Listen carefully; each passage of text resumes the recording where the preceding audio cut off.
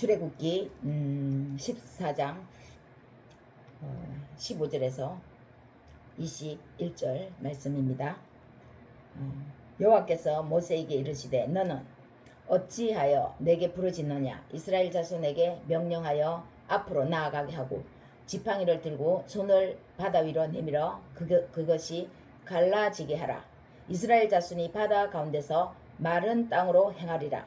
내가 애굽 사람들의 마음을 완악하게 할 것인즉 그들이 그 뒤를 따라 들어갈 것이라.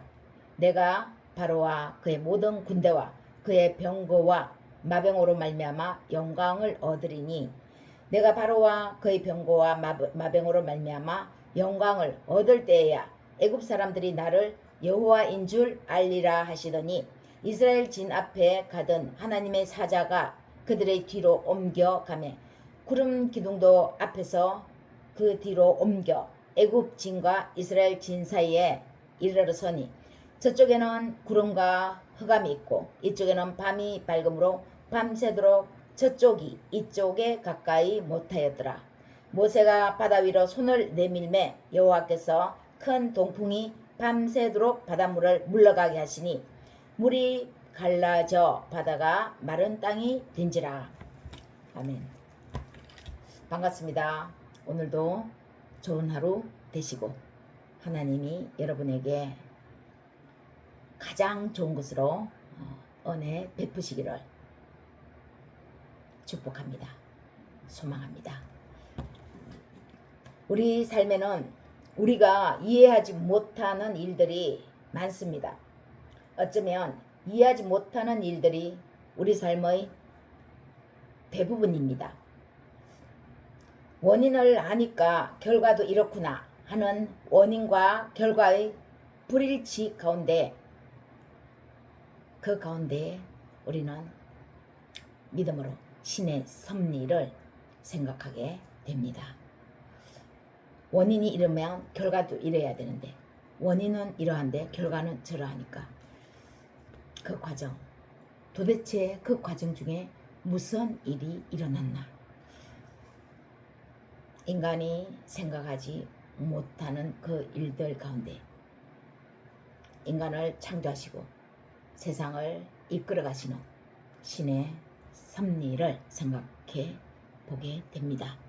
이런 작은 일들, 일상의 삶의 평범한 가운데서 일어나는 것조차 이해할 수 없는 일들인데 이보다 큰 일, 사람으로서는 상상할 수 없게 만드는 그런 일도 있습니다.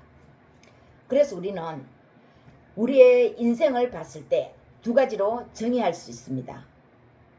인간의 한계와 하나님의 능력으로 두 가지로 정의할 수 있죠.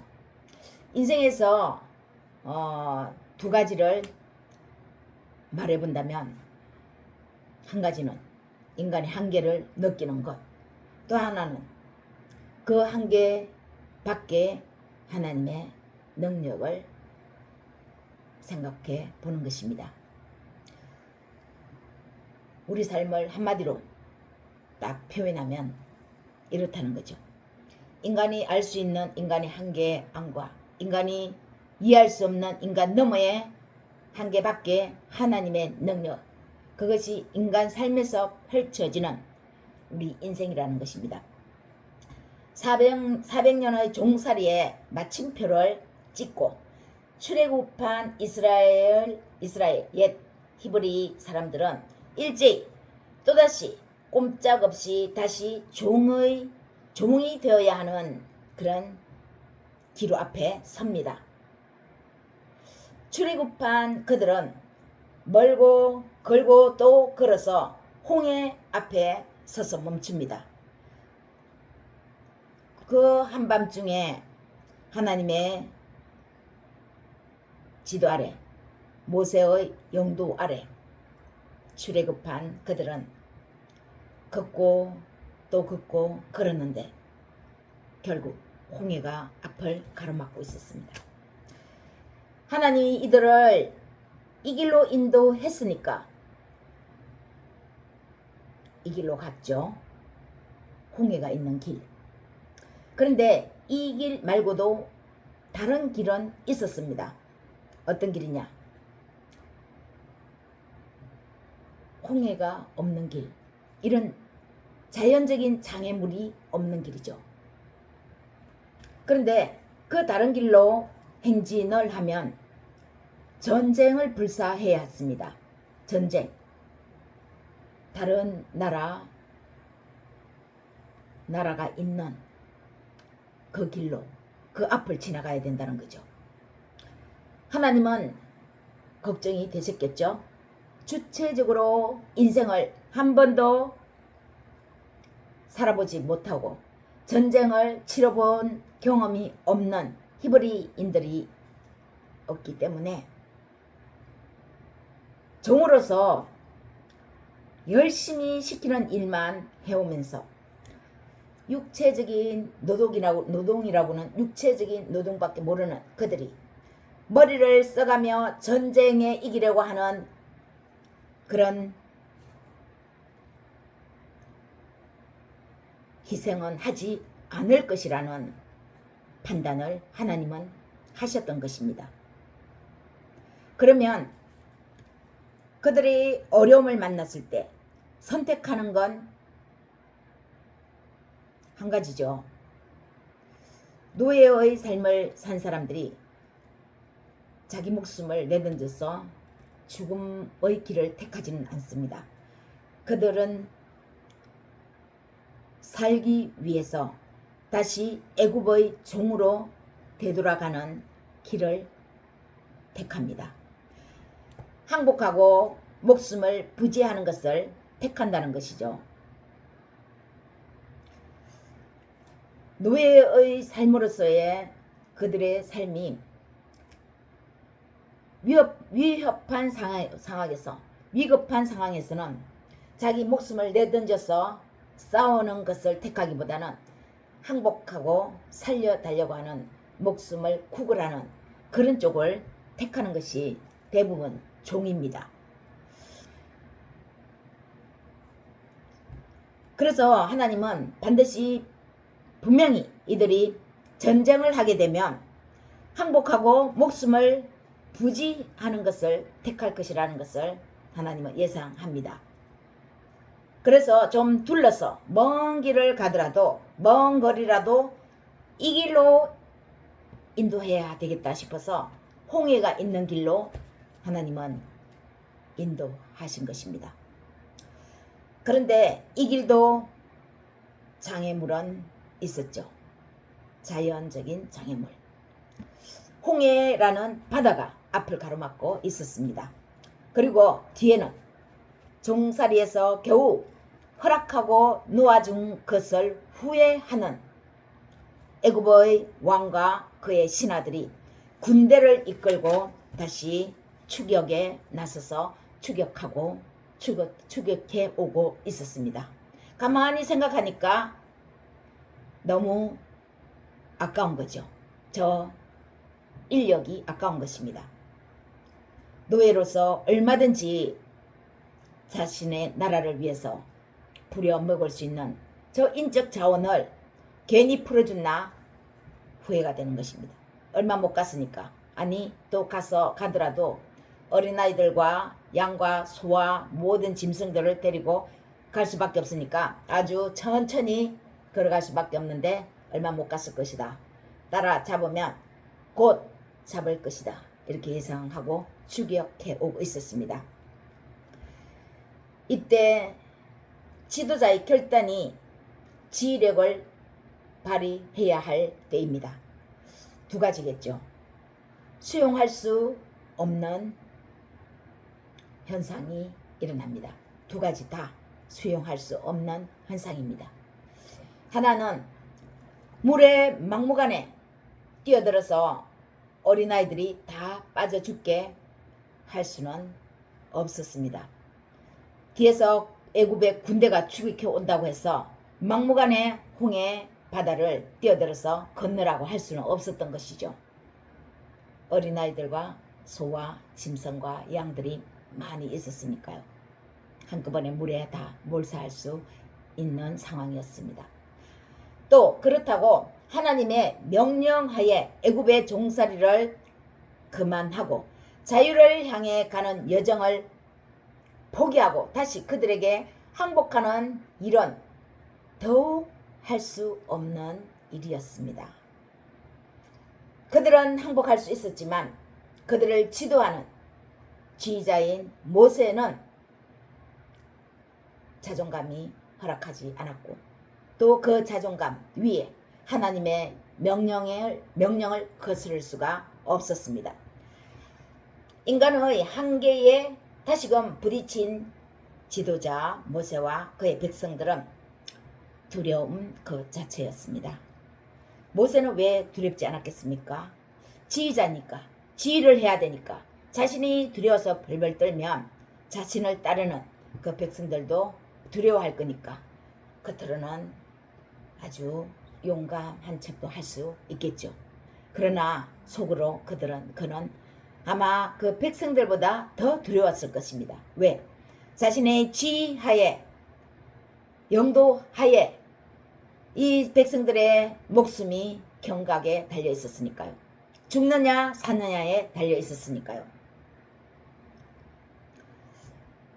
인간의 한계, 인간의 절망, 인간으로서는 할 수 있는 것은 다 해봤지만 특별한 방법, 뾰족한 수가 없을 때 인간은 살기를 포기합니다. 목숨을 포기하는 것입니다. 하나님은 이때를 기다렸었을 겁니다. 극한 한계에 부딪혀 아무것도 할 수 없다고 인간이 선언할 때까지 기다렸습니다. 하나님이 하셔야죠. 조금이라도 인간 스스로 할 수 있다는 생각이 남아있는 한 하나님의 전능의 힘은 그들을 구할 수가 없습니다.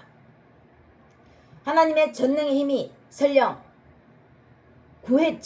구하지만 하나님이 구했다는 사실을 그들은 잘 모릅니다. 자신의 힘이 조금이라도 남아있을 상황에서는요. 자신의 생각이 조금이라도 남아있는 상태에서 건져주시면 도움을 받을 때와는 달리 어려움에서 벗어나면 까마득하게 그 어려움에서 벗어난 어려움에 처했을 때에는 생각하지 못합니다. 벗어나면 까마득하게 자신의 처지를 잊어버리는 것이 인간의 본능입니다. 대부분의 인간이 그렇습니다. 하나님은 그런 인간의 본능을 잘 알고 계시는 것입니다. 하나님은 모세를 부르시고 말씀하십니다. 이때 15절 다시 한번 보겠습니다. 여호와께서 모세에게 이르시되 너는 어찌하여 내게 부르짖느냐 이스라엘 자손에게 명령하여 앞으로 나아가게 하고 지팡이를 들고 손을 바다 위로 내밀어 그것이 갈라지게 하라. 이스라엘 자손이 바다 가운데서 마른 땅으로 행하리라. 기도는 언제 어느 때고 해야 되지만 기도하는 이유가 하나님의 말씀을 듣고 행하기 위함입니다. 그런데 모세가 말을 듣고도 행동이 없는 겁니다. 행동을 실천에 옮기지 않는 거죠. 머뭇거리니까 하나님이 모세에게 너는 어찌하여 이렇게 책망을 합니다. 모세도 두려우니까 머뭇한 겁니다. 그래서 하나님은 모세에게 이렇게 좀 짜증 내듯이 언성을 높인 것입니다. 어찌하여 계속해서 내게 부르짖느냐 어찌하여 기도한 것을 또 하고 또 하느냐 내가 너 기도에 응답하지 않았느냐 이 말씀인 거죠. 하나님이 화내는 것을 보고는 모세도 생각을 바꿉니다. 두려움을 이기고 자신의 손에 있던 지팡이를 바다 위로 내밀었습니다. 조금 전까지만 해도 바다는 조금도 변할 기미가 없었는데 손을 내미는 순간 가만히 고요히 잔잔히 흐르던 그 바닷물이 갑자기 그 바닷물에 동풍이 불기 시작하고 그 동풍 바람 때문에 물이 마르고 땅이 바다 한가운데 생겨서 길이 나고 있었습니다. 동풍에 의해서 물을 이리저리 말리니까 양쪽에 벽이 생기면서 가운데에 마른 땅이 생긴 거죠. 길이 난 것입니다. 바다 한가운데에 마른 땅, 길이 생겼습니다. 하나님은 하나님의 편에서 보면 기적이 아닙니다. 하나님의 일상입니다. 그 하나님의 일상이 우리에게는 일상입니까? 기적으로 나타나는 거죠.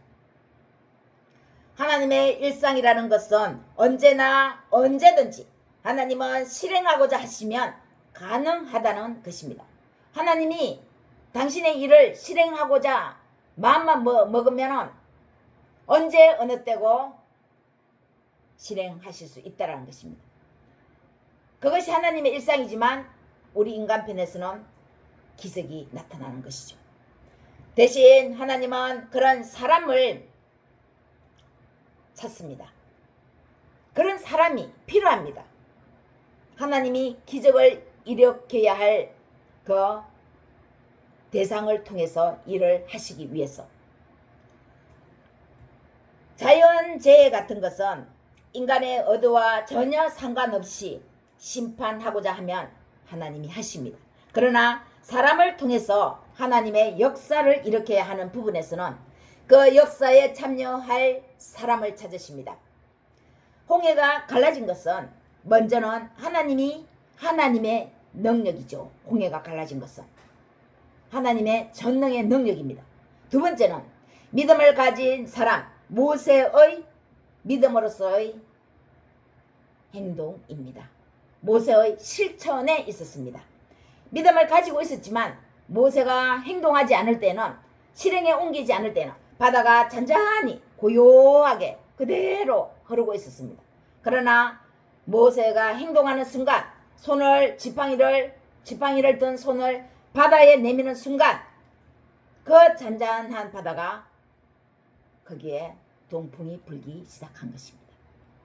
사랑하는 여러분, 행동해야 할 때인데 머뭇하는 일이 요즘 있습니까? 기도해야 할 때가 있고 기도했으면 행동으로 실행해야 할 때가 있습니다. 사람으로 가능한 일이 아니라는 생각이 드니까 모세도 두려운 것입니다.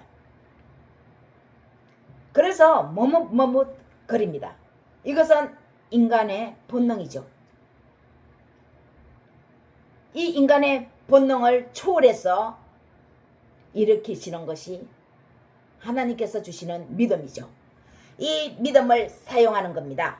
하나님의 능력을 믿는 겁니다. 하나님의 능력을 믿는 것이 믿음입니다.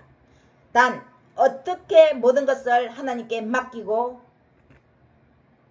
나아가느냐 하는 것이죠. 모든 것을 맡기고 하나님의 능력을 믿는다면 자신의 모든 생각, 자신이 갖고 있는 모든 것은 내려놓고 하나님께 맡기고 그 짐은 하나님께 맡기고 나가는 겁니다. 마지막 목숨이다. 내 목숨이 하나인데 이 목숨도 아니면 내려놓는 것이지 여기까지 가면 더더욱 좋겠죠.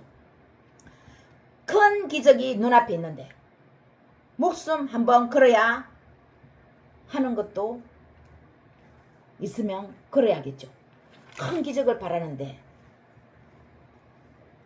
목숨 거는 거 할 수 있지 않겠습니까? 하나님은 오히려 우리가 어렵다고 생각하는 그 어려움 속에서 일을 하십니다. 모세가 손에 가지고 있는 그 지팡이, 그것 우리에게도 있습니다. 우리도 가지고 있습니다. 그 지팡이. 바로 믿음입니다. 여러분, 손에 있는 지팡이 과감하게 하나님 앞에 내미시기를 축복합니다.